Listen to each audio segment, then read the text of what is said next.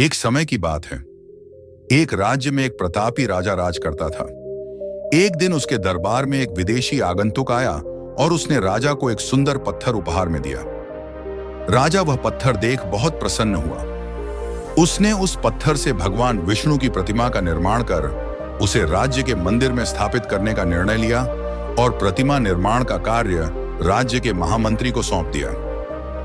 महामंत्री गांव के सर्वश्रेष्ठ मूर्तिकार के पास गया और उसे वह पत्थर देते हुए बोला, महाराज, मंदिर में भगवान विष्णु की प्रतिमा स्थापित करना चाहते हैं। 7 दिवस के भीतर इस पत्थर से भगवान विष्णु की प्रतिमा तैयार कर राजमहल पहुंचा देना। इसके लिए तुम्हें 50 स्वर्ण मुद्राएं दी जाएंगी। 50 स्वर्ण मुद्राओं की बात सुनकर मूर्तिकार खुश हो गया और महामंत्री के जाने के उपरांत प्रतिमा का निर्माण कार्य प्रारंभ करने के उद्देश्य से अपने औजार निकाल लिए। अपने औजारों में से उसने एक हथौड़ा लिया और पत्थर तोड़ने के लिए उस पर हथौड़े से वार करने लगा, किंतु पत्थर जस का तस रहा।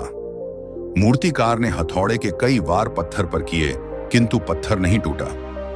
50 बार प्रयास करने के उपरांत मूर्तिकार ने अंतिम बार प्रयास करने के उद्देश्य से हथौड़ा उठाया, किंतु यह सोचकर हथौड़े पर प्रहार करने के पूर्व ही उसने हाथ खींच लिया कि जब 50 बार वार करने से पत्थर नहीं टूटा तो अब क्या टूटेगा।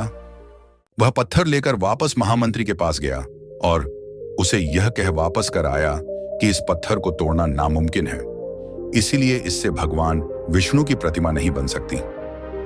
महामंत्री को राजा का आदेश हर स्थिति में पूर्ण करना था, इसलिए उसने भगवान विष्णु की प्रतिमा निर्मित करने का कार्य गांव के एक साधारण से मूर्तिकार को सौंप दिया।